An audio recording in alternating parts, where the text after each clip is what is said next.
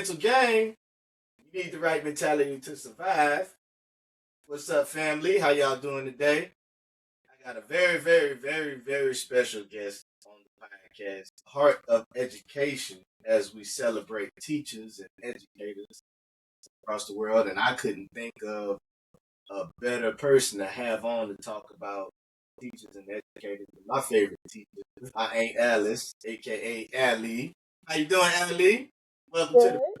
podcast. Ali is an avid watcher, listener of the podcast, and I've been trying to get her on for the longest time. She's been nervous. She's nervous right now. Go ahead, and introduce yourself, Ali. Tell the people who you are. Let them know who you are. Give them a little background about yourself. Told everything they need to know. I'm an Alice. I'm an avid supporter. I'm a former teacher. I'm from New Orleans. I live now in Anytown, USA. Just here to support Jay. That's it. Thank you very much. I'm trying. See my soundboard. I got it on. I'm trying to. I gotta hit the cheers for you real quick. But okay, when we think about teachers, we think when I think about teachers, and I think about the importance of education, because I believe I've talked about that on my podcast a few times. With my child, she's had the best of them, she's had the worst of them, all knit into one little bunch. And I look across the board at at educators and just how they can influence kids going forward, how us as parents influence kids, and I just believe it's a very important job that you have, like just influencing and shaping the young minds for the youth in the future. Saying what it is our world, and it's a very important job that teachers have. Saying shaping the future generations, and I just wanted to talk about it. But first, before we move on to that, like according to my new format, we got a top five. So this top five this week is, and if people feel free to let us know your top five in the comments. Saying wherever you listening to this at, let us know your top five. Saying I really want to know that we be able to go and compare and contrast. This week, top five restaurants or restaurant types. I'm gonna let you go first. Ali says you yes. Oh, okay, in no particular order from memory because I haven't Lord. been to one in a while. Copeland's from New Orleans. What's the recent one? Neo's in New Orleans. Leo's, Yes, I think that's how you pronounce it. Neo's or Leo, Neo. I'm not sure. Neo over the Um, N. yeah, starts with an N. NeyOw. So they were really good. How many is that? Three? Three. New Orleans Seafood and Restaurant. I'm thinking of the people I was with, which makes it better. So Okay. I'm thinking of the company I had when I went to these places. Um, what's another one? Okay, I got two. Bennigan's What's it and called? Kings? Bennigan's. They might What not do they even be in serve there? business anymore. They might not be because that's not one I see a whole lot of, or I've heard a whole lot of. Yeah, that one was in Metairie. I Okay, remember the okay. last time I went, I was with child, so it was quite a while. But Yeah. remembering the experience. Okay. And I think the other one, think of the name. I don't remember the name. I know it's Okay. not Applebee's, but Now, it's hmm of your top five, which one of those is your favorite? Like hands down, your favorite. I guess right now it would be Leo's. That Leo. was Yeah, that was the very last one I visited, and it was good. Okay, okay, okay. Now, Good what would company, you good food. right? What would you recommend? What would you recommend, like to everybody, like if they wanted to Oh go? my God! So for an Come on with it. appetizer, there were crab claws. And Okay. at first I thought it was something else. And they were fried. And they were so good. And I think there's a butter you dip them in. And I think I had Catfish. I normally get fish when I'm out. We had carrot souffle. It's mind-boggling. Every time you take a bite, you think it's sweet potato, but Right. it's carrot souffle. Carrot. Wow. I had never had that before. I'm gonna look up the recipe and try to make it myself. Yeah, now that you said So it, I'm gonna look up the recipe.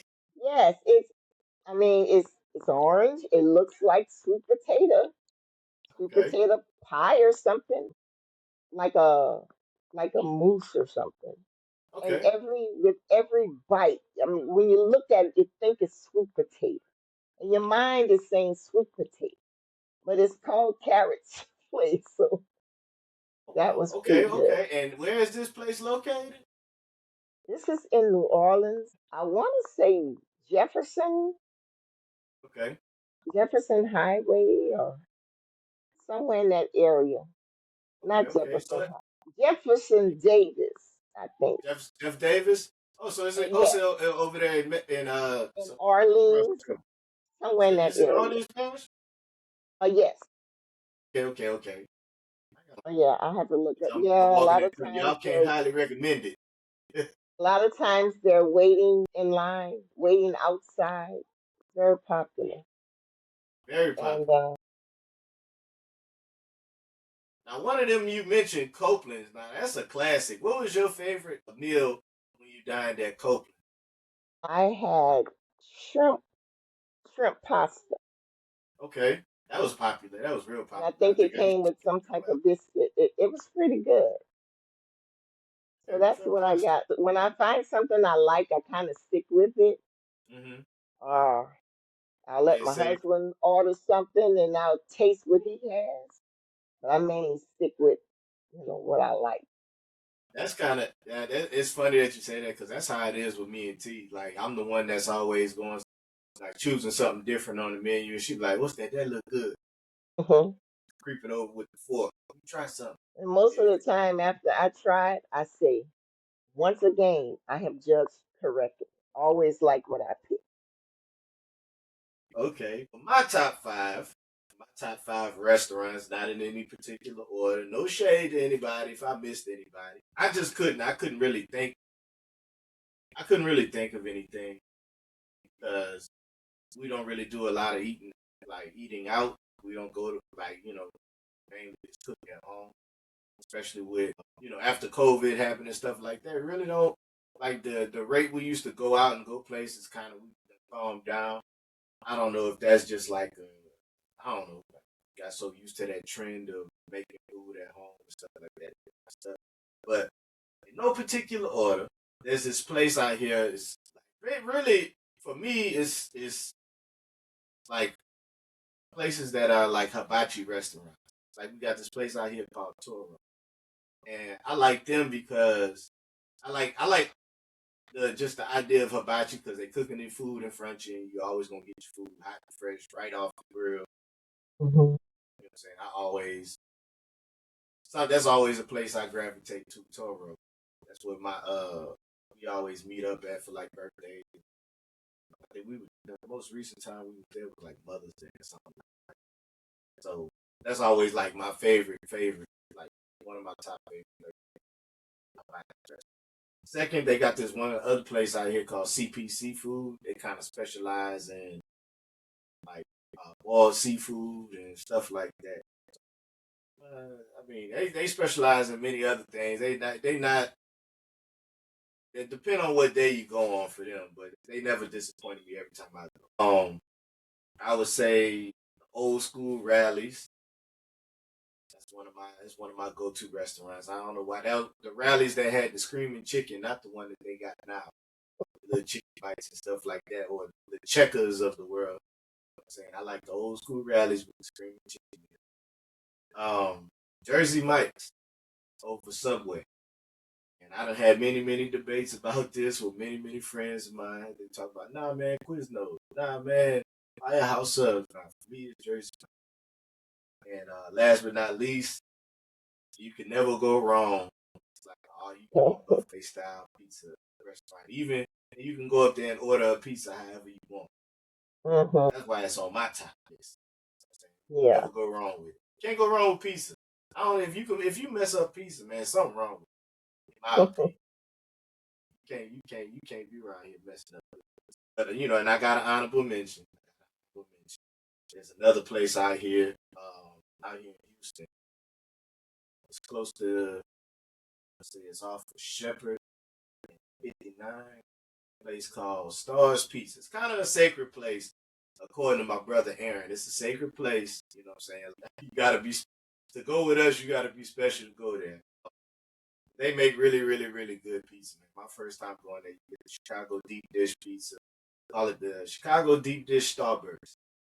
You in town, anybody out there, you in Houston, you want good Chicago style pizza, man. I can recommend you try them out. Into the well, how was your week? How'd everything go?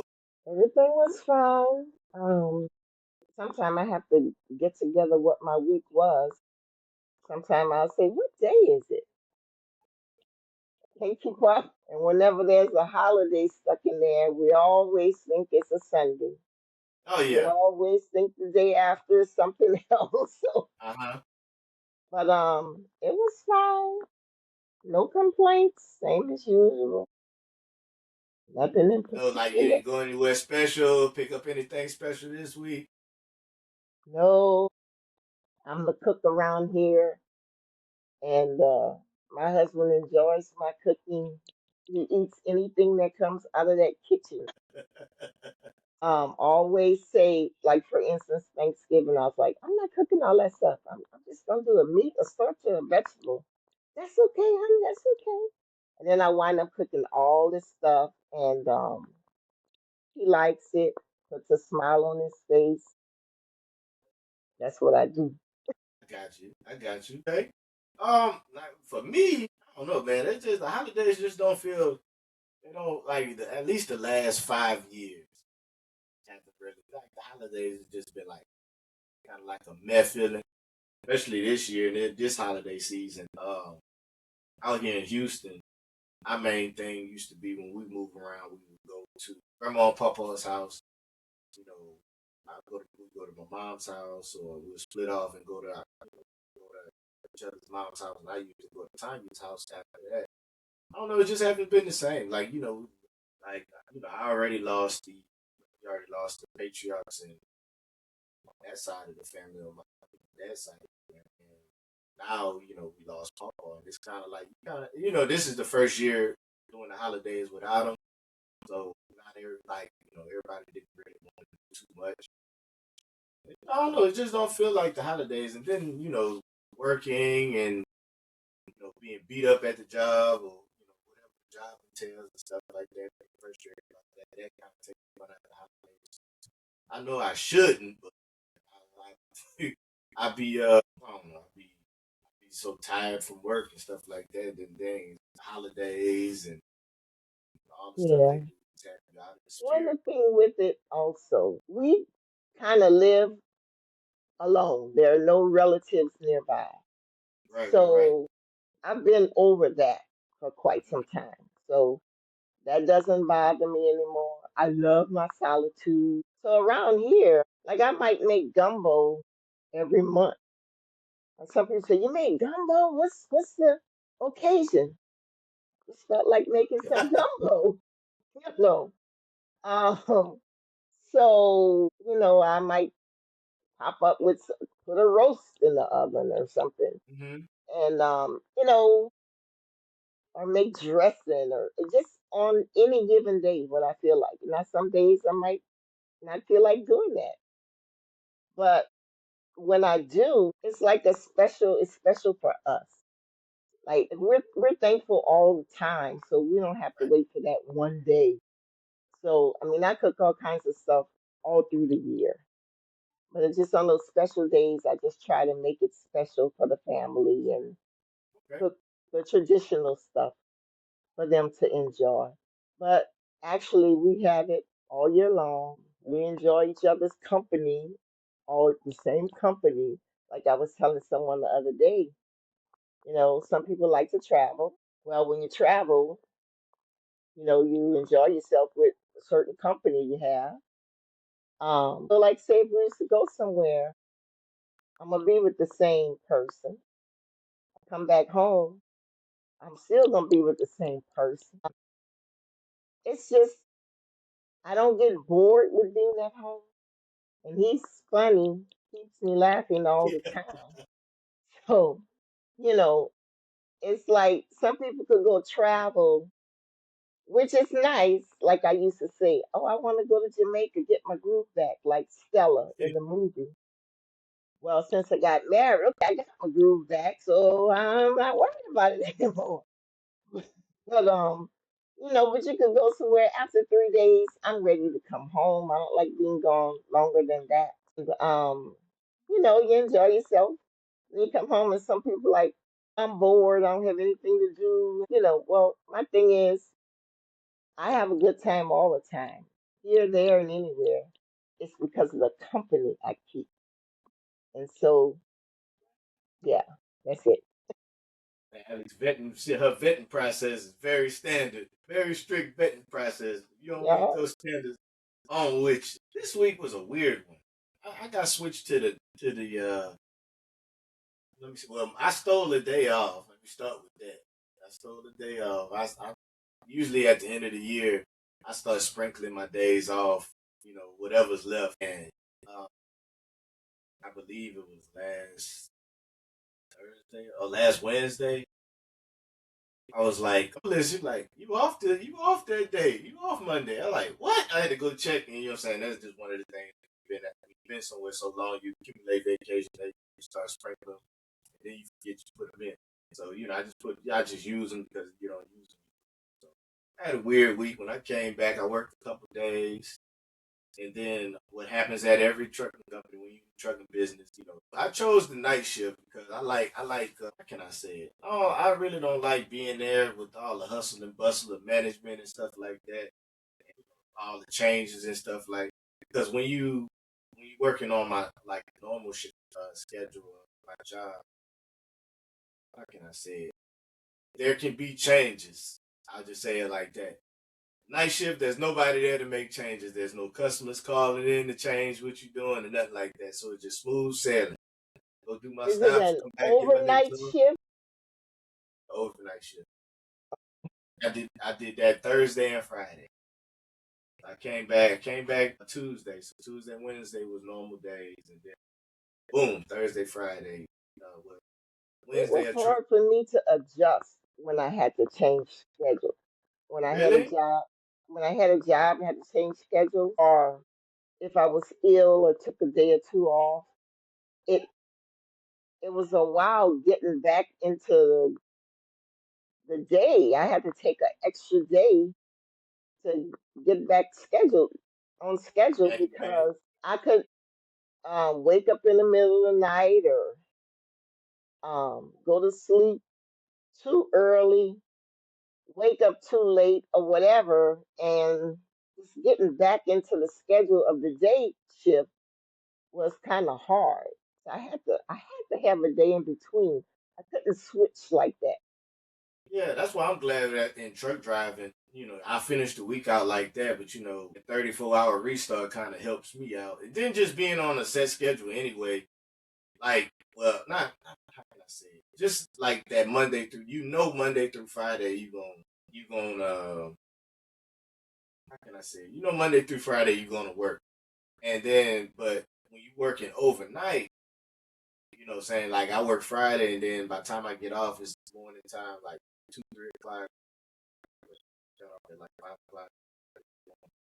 And so it's like, you're gonna be off that Saturday, for sure. Be off that Mhm. Saturday. So there's my day in between to kind of Yeah. reacclimate. Then my body don't let me sleep anyway. My body like acclimated to get up at a certain time. So my body start sleeping. I'm like one of the people I can't even sleep at this point. Cause my body's so you know jacked up. But my best friend just be coffee. Coffee is my best friend. I try to stay away from energy. They got this dude at my job. He makes a coffee. It's called Moody Mud. It's like a real, real, real strong coffee. And if I give away the recipe, he might break my legs. So I ain't gonna tell it on the podcast. No, but All right. As far as who was your greatest your like who would you give the title of your greatest favorite? Oh my God. I liked a lot of my teachers. Let's see. I like them all. I remember my brain is clicking from each grade to grade to grade. Um, I guess one of the favorites, I start with kindergarten, is Burbank. And even though when I was in her class, she said, "What is this little girl, deaf or something?"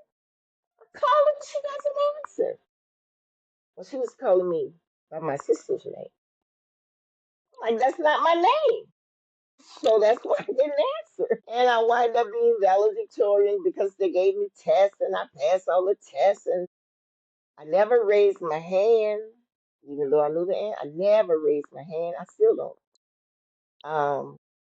But then when it came to test taking, she found out I knew stuff. Um, second grade, second grade teacher, she she was one of the best, I guess, and she was friends with Nana. They became friends because I think she taught everybody, and I was like one of the last, so she knew her. I remember well, and then my college professor, I'll jump all the way there. She was really good. In the classroom, we were like, student teacher. Outside the classroom, like in her office or something, we were like friends. And I remember she was asking me to put up something on this bulletin board. She wanted things a particular way, like she wanted all the staples going the same way, or just certain little things. And she'd ask me to do something, I do. She said, "Are you doing this just because I'm asking you?" I said, "Are you asking me because you know I'll do it?" She said, "Yeah."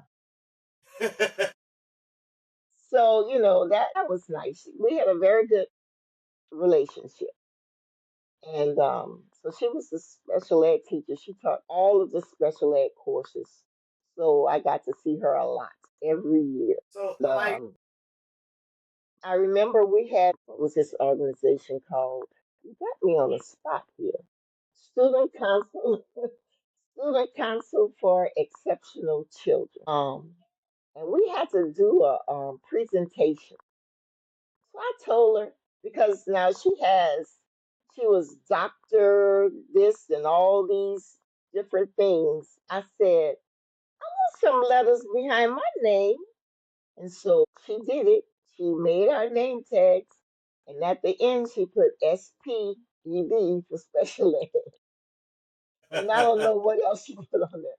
But yeah, she agreed and did that. So I was happy. But she would do stuff like that. We could talk to her about anything. And so, yeah, I guess that was, yeah, one of the favorite. so so so how would you like rate the importance of your teachers?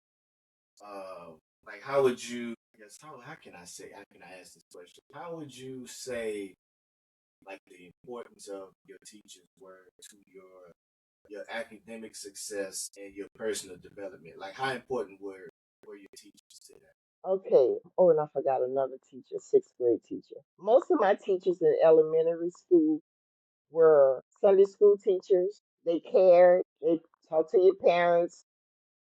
Parent was always in touch with them. Nana always was making popcorn balls, candy, whatever, raising money for different things. So not only did we have academics, we had plays, operettas, extracurricular activities. Some things we learned back then we still use today. And they cared. They cared. Back then I don't know how I know. I guess I just felt it. Or well, I had this fourth grade That's teacher. definitely something you can notice because I can tell Yeah. you these teachers nowadays. That's a lot of them. A lot of them. But I'm not gonna say a lot of. The vast minority of them, they don't care. A lot of them is just a job. Well, It's yeah, just I noticed that too when I was a substitute. Yeah, it really, really does because I feel, in my opinion, I feel teachers are very, very, very important to a child's or a young person's academic success and personal development because kind of in some roundabout way, setting setting. See, it's like there's so many things: the boundaries, the social skills, The goals. goals that they have, self esteem. You know, what I'm saying as a teacher, as an educator. You know, what I'm saying and a lot of people like oh, that's not my responsibility, and this, that, and the other. But like people don't realize, man, these kids look up to teachers. Whether it's something that they it's voluntary or not. Kids look up to teachers, and that's why I feel like it's such an important job. And so I'll move on to this next question. Why did you become a teacher? I became a teacher because of those things, because of the teachers I had. I looked at that job, that position as being held in high esteem. Um, and it's like people looked up to teachers in the community, and I just thought it was fantastic. Then, prior to becoming a teacher, I worked as an aide. They used to call them paraprofessional, which is a teacher's aide. And by doing it, just one day I was laid off because of budget cuts. After 10 years, well, I worked 5 years, stopped, worked 5 more years. So by me having that cut in the middle, some lady had like a few months more than me, and so I'm the one that had to go. Anyway, so I stopped. I went to school, did my 4 years. I didn't tarry. Went, did the 4 years, and was right back in the schools. Um, using, I had a very good mentor for student teaching. They put you with a regular teacher. You're like your last semester in school. So I had a very good teacher there. And then I recall my teachers from elementary school. And so I had all that in my brain and I had all of that to work with. And I kind of like, I just like the underdog. I always said, well, I don't really want to teach the doctors and the Lord. I don't want to teach their kids.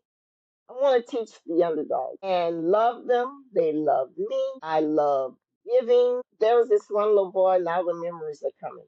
There's this one little boy. We went to what they called it, an Olympics. And so I put him at the start line. He didn't want to leave me. He just stood there. So I went down to the finish line and he was just standing there. And I said, come on, Stanley. And he looked and he smiled and he ran straight to me. And he won first place. So stuff Man, like okay. that. And that's when I was an aide. So all these things was just building and building. And that was just like the next step, the next thing to do. And so I did. I think one day a teacher was, they called her out the room to do something. And they left me in the room. And I had this group of children studying this group doing this. I'm reading with these. Come in. I think they called on the PA system. "You all right?" I said, "Yeah, it's good. I got everything under control." So after a while, my same second grade teacher was still at that school. I went back to as an aide at the school I attended. And she was telling everybody, how well I was doing. I could run the class and just all different stuff like that. Again, the teacher building you up and giving you that confidence. And so when I was let Very go, important. yeah, Very when I let go, I went to school. Now, in between that time, I, when I first applied, I didn't get enough financial aid. So I set out, I don't know if it was a year or a semester. And so I did a little babysitting. So I was babysitting, and important. then this was like in 1990. And so then I went to school to Dillard. after that year. Um, so yeah, I just went and knocked out my days, my years, sorry, and yeah, then I became a teacher. I just kept making memories and just doing different things. I remember a little boy. I was writing or doing something at the desk. He was finished his work. He just kept looking at me, asking me questions. I put my pen down. I said, "What do you want? You want my attention? You got it." I don't need no attention. Blah blah blah. I think I cured him of attention-seeking behaviors that day. You gave him a shot, gave him an overdose. Like you want it? Here you go. I gave it all, and so it's certain things like that are just stay in my memory. But and then I think of some of the people today, even grown folks, that have attention-seeking behaviors. I don't like it. And when I think about that little boy, I say, I think I cured him because I never noticed it again. So some of these people need to sit down and have a talk with somebody to cure them of their attention seeking behavior. And I looked it up one day. That is a mental, I want to say disability. I don't want to say disability, but it's a mental, it falls under the umbrella of mental incapacity or something. Well, I think they call it. I think they put it plainly. I don't. They just call it a disorder. It's different from the other ones. Because I looked, I say, I don't know, I just happened to be Googling or something. Because, I've noticed a couple adults that do that. And so I was like, okay, that's what's up. Yeah, yeah. But back to the point you were talking about how the teachers encourage and this all these different things. Right. I had special ed kids. And when you ask them what they want to be, of course, one little boy wanted to be in the NFL. Well, back then, the only way I knew you could get there is go to college and then go to the NFL. So, I mean, this was like over 20 years ago. So I didn't know if that was the only way. But I was not going to tell him, no, son, you can't do that. No, you'll never go to college. I was not going to be the one to tell him that. And I mean, he may have been like on a third grade level, the upper grade, but I wasn't going to do that. So what I would say is, what do you want to do in the meantime? Because when you go to college, you might want a couple dollars in your pocket or in a sub. What do you want to do in the meantime before you get to that point? But Right. the I just teachers totally now, crushing his dreams. Like, yeah, just yeah, like let's go around that real quick. We're gonna keep that there, but let's explore some other options. Let's see what else we. right. And I've read a couple times some man, I don't know what he is now, but somebody told him, you'll never do nothing, you special ed, you this, you that, whatever. And he's going through college. I think he may even have a PhD or something like that. So, yeah, yeah, I wasn't going to be the one to do that. I didn't do that. I got you. Nah, arrogance. I don't think arrogance exists. I don't think you have an arrogant bone in your body. Maybe a stern one, but not arrogant. Nah, I'm, that's I'm good that's. until I'm not. He's like until somebody find that switch and it's over. Nah, cause that's. All that is just fostering a positive learning.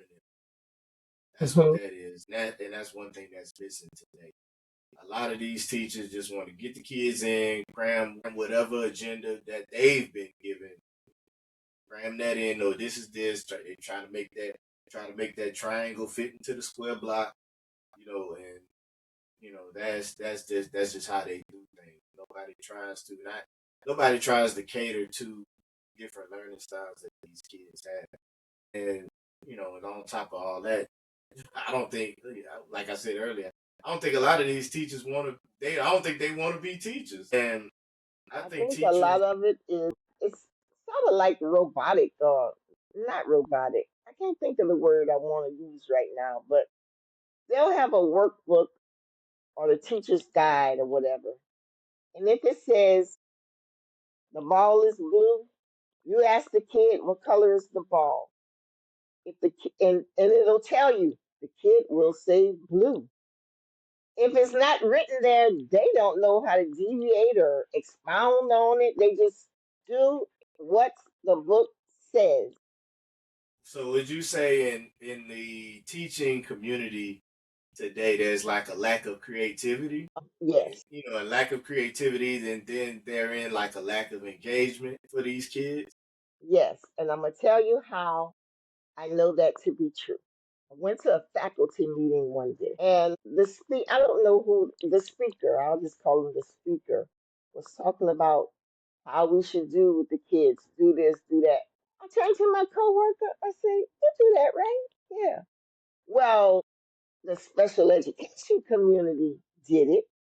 We did what we had to do to teach the kids. Like one little boy said, Miss Robinson, you teach us the same thing. You just watered down so we could understand. I say, that's right.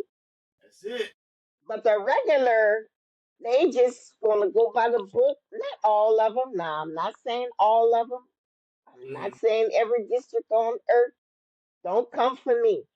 I'm just saying where I was, what I saw, what I experienced. Me, I. So, yeah, they were telling them certain techniques or whatever that we were already doing. Like we had kids, like they might say, like vocabulary or something. I can't think of what it was. It's not that my kids didn't know the skill; they didn't know the upper level vocabulary. Gotcha. Like they could do synonyms, hot, cold, but they couldn't do extenuating or the opposite of other words like that. That's in that upper level. So it's just stuff like that I noticed. So some teachers were creative. Well, you had to be. I remember one time at this school I was at, we were about to be, they were coming to, I guess, observe and see how the Okay. program is and stuff like that. And They're so doing then like an audit. everybody piped up, oh, we're going to do this, we're going to do this, we're going to do that. It's like, special education community, we were already doing that. The only difference was, and like I would tell them, let me know what you want me to do. If my kids are on third grade level, I'm teaching them third, trying to get them to fourth or whatever. But if they're in the eighth grade, you want me to teach it, just let me know what you want me to do. Simple as that. And I'll find the way. Say for instance, okay, you get a book, they have paper and pencil. I remember one lady used to tell people, go find a pencil. You don't have a pencil, you can't come in, whatever, whatever. I would give out pencils. Then I That's found out, simple. That's crazy. right, I gave a lady a handful of pencils. She still wouldn't give them the pencil. I don't know what else to do. I left it alone. Some things is not my business. But one thing about my kids, I used to tell them, this is like family, and this room is ours. If I wasn't there, when I go back, nothing is touched, nothing is wrong, because they knew we together. But anyway, as far as creative, okay, you get the book, you gotta have your pencil, paper, whatever, just basic stuff. Let's say like if I was doing geometry, for instance, I would go and buy street sign, like the stop sign is octagon. The yield sign, it's different stuff. I bring them to the window and show them the roof. There was a roof across the street that was shaped like a rhombus. And one day I looked out the window and said, I couldn't wait to show them, stuff like that. Whereas in regular class, it's not allowed, especially in high school. You got your 50 minutes or whatever. You do what you got to do, you get out. I tended to have more time, in special ed. Well, I guess that's the main thing. It was just, I was working with special ed kids. You had to be a little special yourself in order to do that.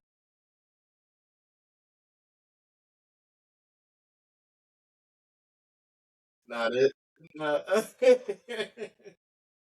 no, I'm not. I'm not. I'm not. Not. I mean, I believe you have to be very special individual, like to, just have the patience to be able, take these complicated, lesson plans and kind of break them down so they can be understood, by the children, especially. So I do believe that. Also, like, I also do believe that, like, just teaching period is it. I know I'm gonna get a lot of flack for 'cause I know there's teachers out there that's probably gonna watch this and think I'm trying to dumb down or something like that. I will say I understand the challenges. I understand all these kids out here, they not being taught properly how to act at home. I get that. But then with that, they kind of judge everybody with like a broad brush. Kind of categorize these kids as all the same, even though when they're not. You know what I'm saying? Like, when I send my child out into the world, I make sure she can go out in the world and conduct herself, behave and stuff like that. She's not a bad child. Is she a kid? At the end of the day, yeah, she's gonna do some kid stuff.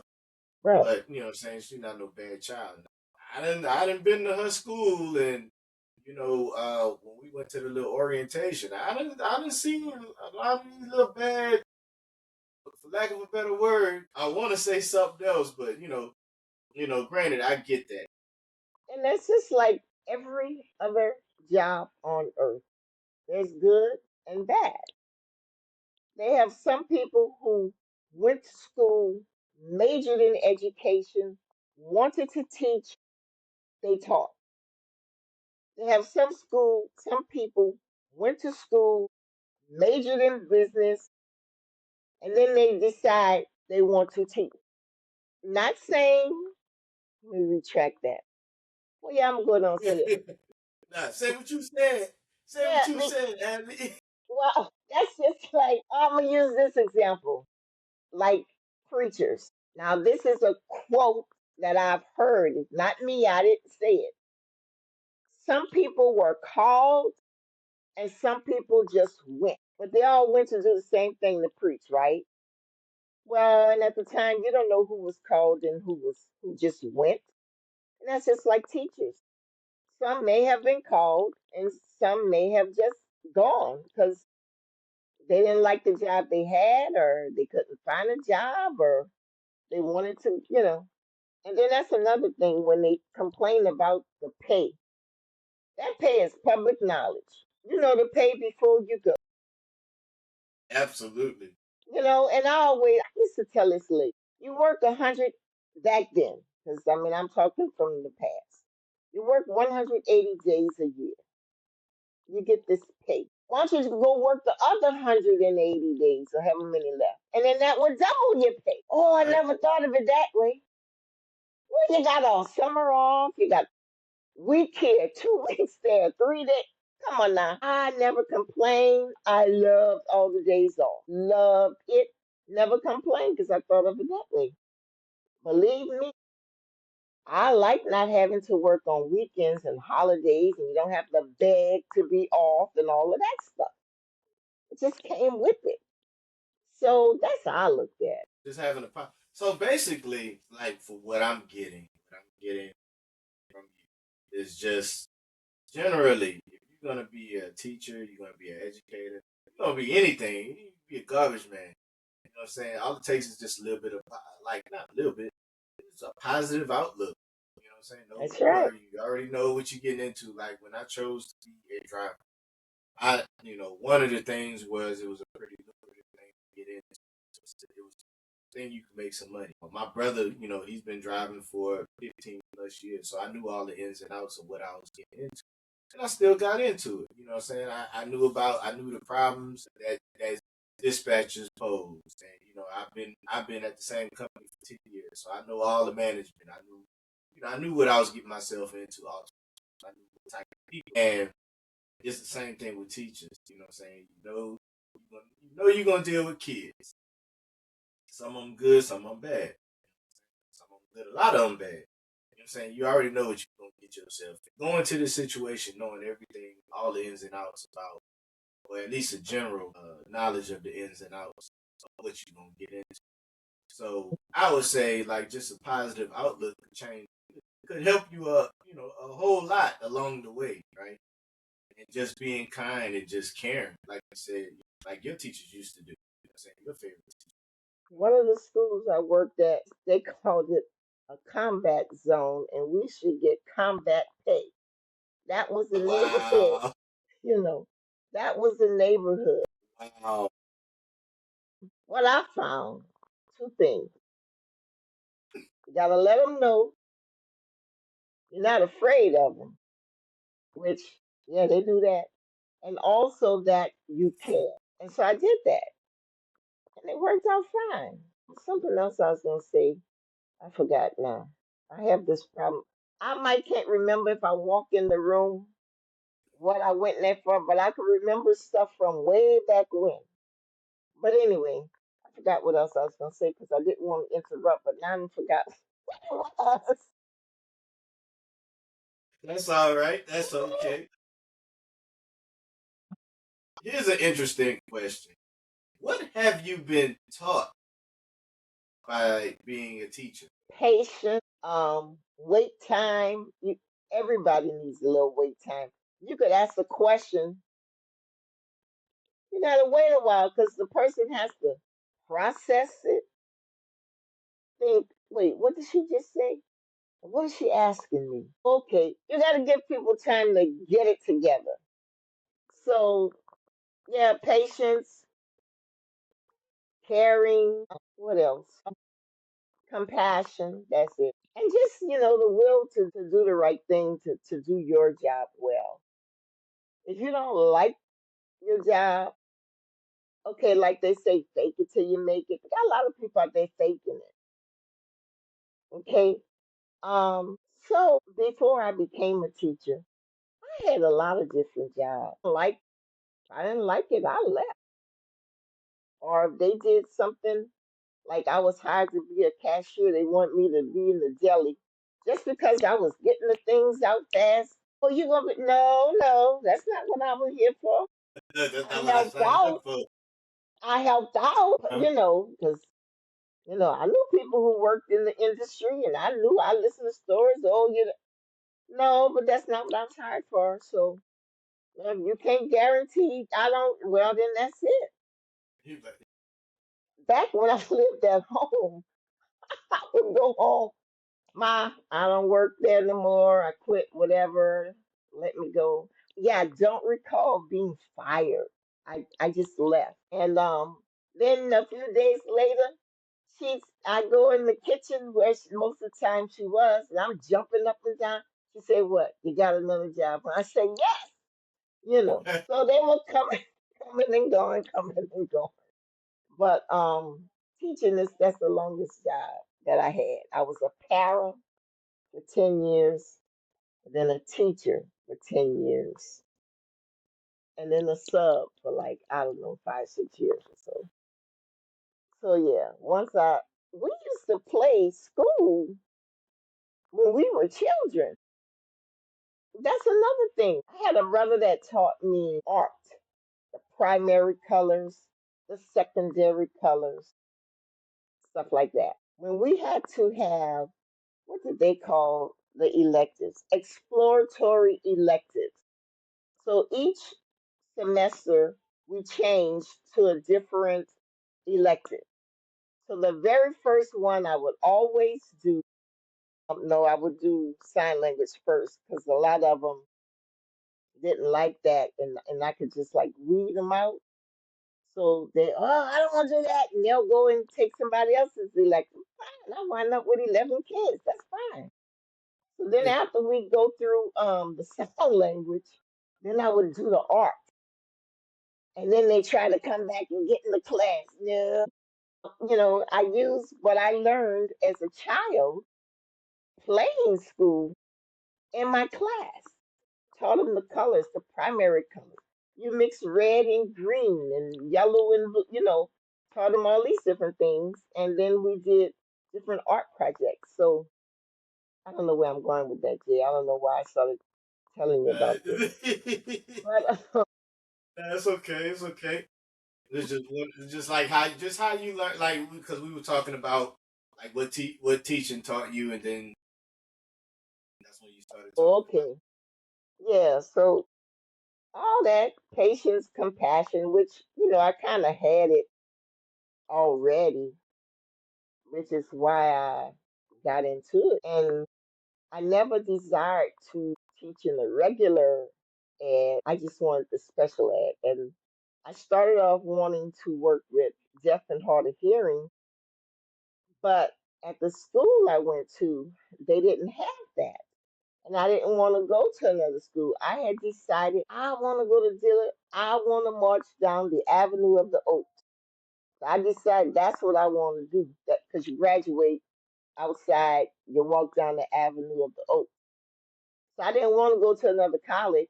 I wanted to go there. So I went from wanting to teach hard of hearing and deaf to teaching just regular special ed because that's the courses that were offered.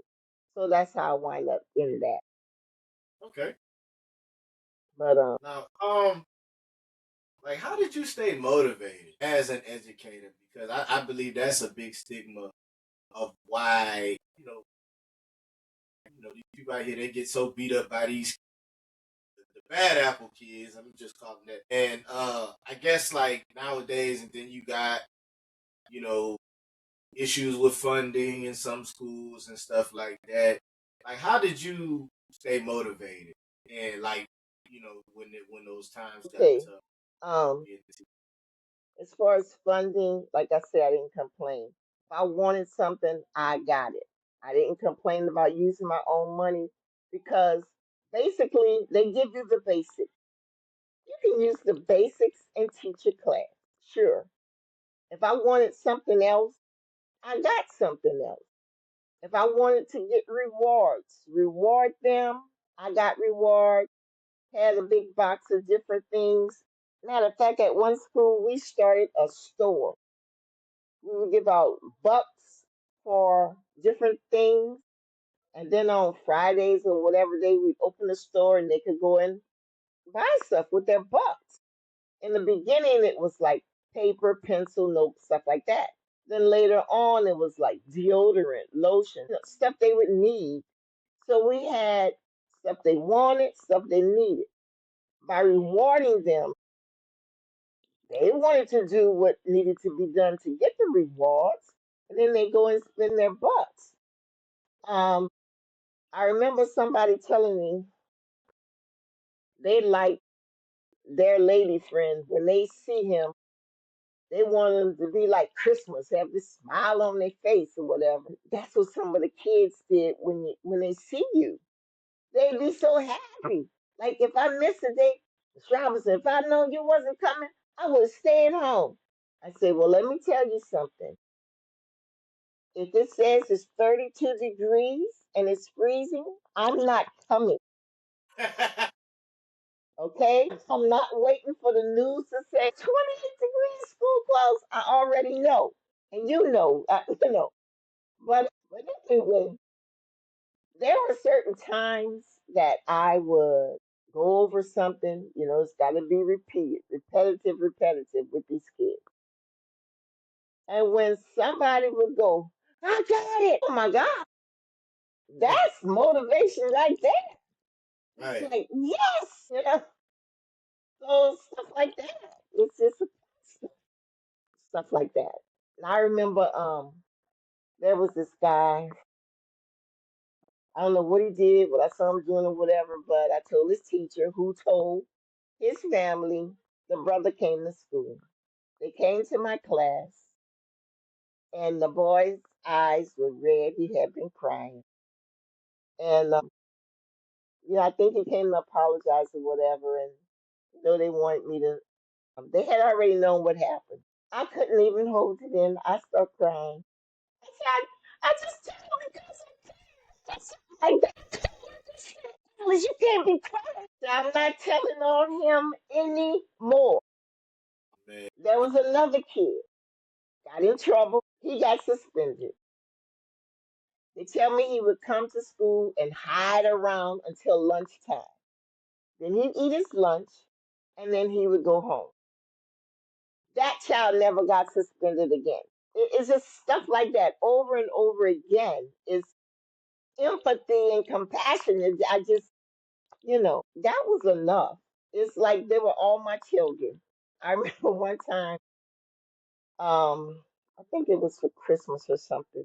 I had a spread, had gifts and stuff, serving them and stuff. This little boy said, Miss Robinson, what if all us was your children? I say, I'd be sitting down and you'd be serving. That's how they felt. They felt it. We were like one big family. And like I say, I was able to do these things because I was teaching special education. Now, had I been in the regular ed and, you got to follow book for book, thing for thing, maybe it wouldn't have turned out too well. But I recall one summer they had a like some speedy course enrichment program for people who did not pass the test. I'm in there every day trying to teach the kids, and then after a couple of weeks, I saw these people were further along. She said, "Oh no, you ain't got time to teach. This is supposed to be review. You're supposed to do this, do that, go." I said, "Okay." I'm in there still trying to teach these kids, and I was supposed to just hit it. I said, "Okay, I got it." So I had to fall in line with the program. But during the regular year with special ed, I can throw in all kind of stuff. Like let me stop. I'm gonna tell you this one more thing because I get started and I start rambling. So I was teaching the kids some math, and I taught them how to write a check. Well, the reason being we had to write out it was x x I can't think of it right now. We had to write the words out for the numbers, okay? And so I was like, okay, you know how on the check you write the dollar amount, and then you write, $365.52. So we were writing those out. So then I went and found a workbook somewhere with checks, ran them all, taught them all the different parts of the check. Now that wasn't part of the thing, but I just went further than just going over the words because a lot of children, even in my day, when you have calculus or something, they'll say, now when I'm gonna use that? When I'm gonna need that? So I had a habit of showing them how you're gonna use it in real life. This child went to another teacher's class. I think he went there a little early, and the teacher was writing out some checks in between classes or it's off period or something. And so he was watching. He said, I could write those checks. He said, you won't be writing any of these. Miss Robinson, you can teach them children how to write checks. I said, yes, I have. And that's another thing. We had a very good camaraderie, a nice little group. It was just nice. And I can see how it could be easy to stay motivated. You made teaching like make teaching sound like a lot of fun. But it's only because saying you took your time to engage your students. You put a lot. It sounds like you put a lot into it. yeah, couldn't help it. A lot of gratifying moments. A lot of gratifying moments. Well, and another thing, now, I remember a little girl. She was left-handed. She was in, I think, kindergarten, and the teacher claimed she didn't know her left from right. It was like, raise your right hand, raise your left hand. What's the teacher talking about? I said, I bet you I know what she did. She told those children to raise the hand you write with. Well, she's left-handed. So Everybody she else raising my their left right hand. hand. You know, it says recording stop. Now it had the sound had went out. for a little bit. How? It's back now. The sound had went out for a little bit on I your think side. my let me see. I think my battery done went down on my thing. Let me see. Let me see. Let me see. Let me see. Let me see. It still says recording on this end. Huh? It still says recording on this end. You can hear me? I can hear you. I can see you. There You you can go. hear me? Uh huh. Okay. You know, I don't know how to work this stuff. I'm old school, old lady. Old, Nah, don't say that. Don't say that. Don't say such things about yourself. old lady, old school child. Nah, but okay. Well, like as we come to the end of the podcast, what would like? Do you have any advice, like, or because there's I'm pretty sure there's a lot of inspiring teachers out there, well, aspiring teachers that actually want to be teachers, and teaching is it's kind of like it's a lost art, and I believe that's how we got all these bad apples falling through the cracks. Some teachers, they make it so hard for teachers. But do you have any advice for them, like new teachers, I know aspiring? these days, and I've said it before too. See, a body is only as good as its head. If the principal is not supportive to the teacher, the parents, my child don't like, who do you have? So it's hard. And as far as discipline, I don't know. I don't have any answers. If I was still working, I probably would be fired because, well, I'm not going to say that because I would have. And he was like, I'm finna go over the table No, on one of these. I ain't going to say that because when I subbed in this class, I got up and I told people straight up, I'm here on the sub. Your teacher left this work for you to do. I didn't make it up. I didn't just pull it out the air. This is what they left. You have a problem with that? There's the door. Tell your story walking. Tell the principal, whatever. I showed them the paper where you had to write them up with it. That was it.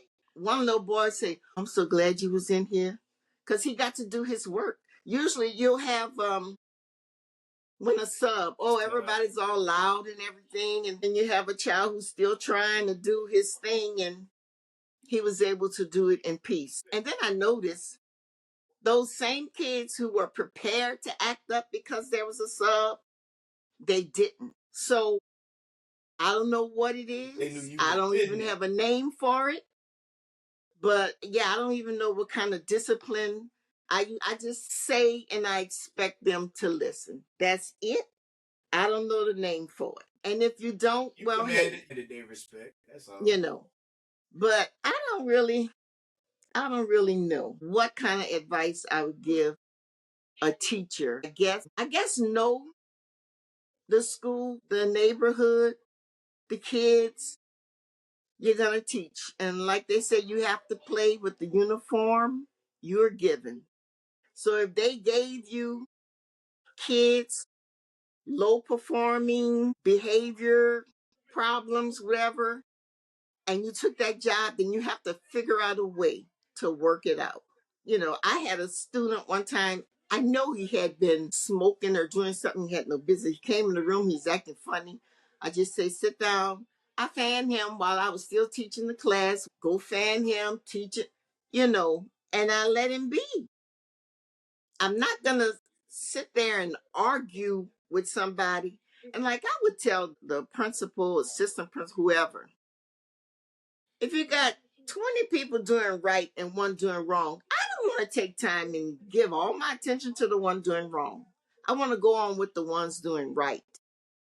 So you got to do something about it. You got to be able, you have to have help.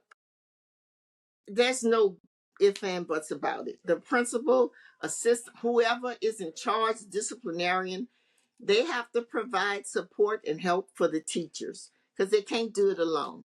And it's worse than when I was in there. And you could be nice. Okay. They love nice, but sometimes you got to be not so nice. You got to be Simple firm as and that. fair. But I mean, I will say, I'm not trying to drag. I'm not trying to drag any teacher. You know what I'm saying? I just want to put that out there. Like I I said, can't hardly hear. uh-oh, can you hear me? Slightly. Okay, go ahead. There we go.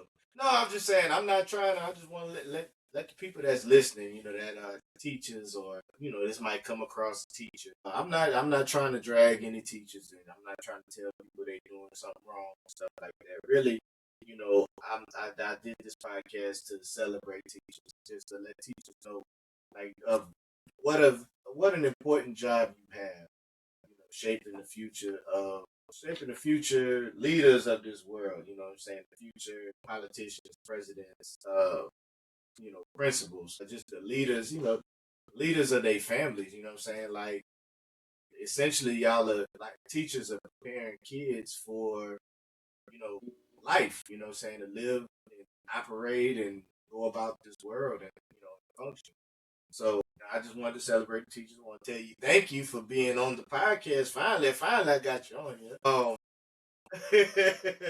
Just just Well, I think teachers is still a good profession, but I just don't think people who take the job for money, which I mean, a lot of people do that.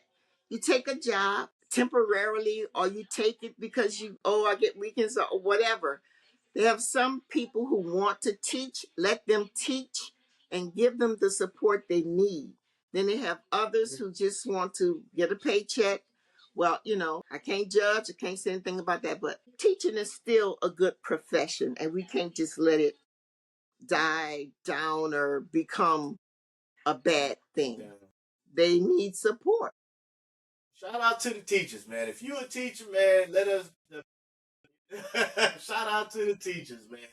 No, I got to do this. I got to do this. Shout out to the teachers, man. If you a teacher out there, you educator, man. You love what you do. You trying to make a difference. Keep doing it. We see you. We appreciate you. Yeah. I wish I had. I wish I had better. I don't want to see. I don't want to sound like I'm dogging the teachers at my child's school. But yeah, I don't. But You know, shout out, bad shout out to apples. yeah. But shout out to those good apples, and not the ones with the worms in it. You know what I'm saying? Praise the good ones and pray for the bad ones. I mean, what you Right, gonna do? right. Absolutely, man. But So, I appreciate y'all. I appreciate you for coming on the podcast. And anything you want to say before we leave here? no, I know I tend to ramble, so I apologize for that. Other than that, I mean, I was very, very nervous.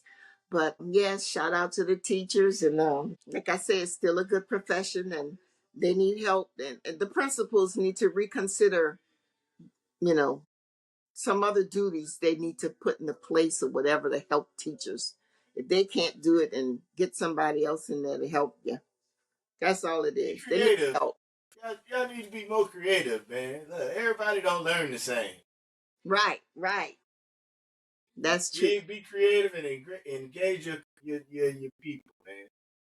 That's I know true. I know there's a lot of people out differently.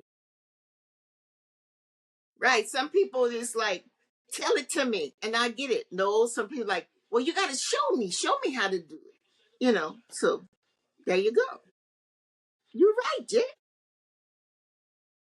Matter of fact, I think that's called the that. Well, I'm not even trying to pull out these acronyms from 30 years ago. But yeah, you're right. We do learn differently. Yeah, because everybody, some people is preachers. I gotta see it done. Okay, just tell it to me.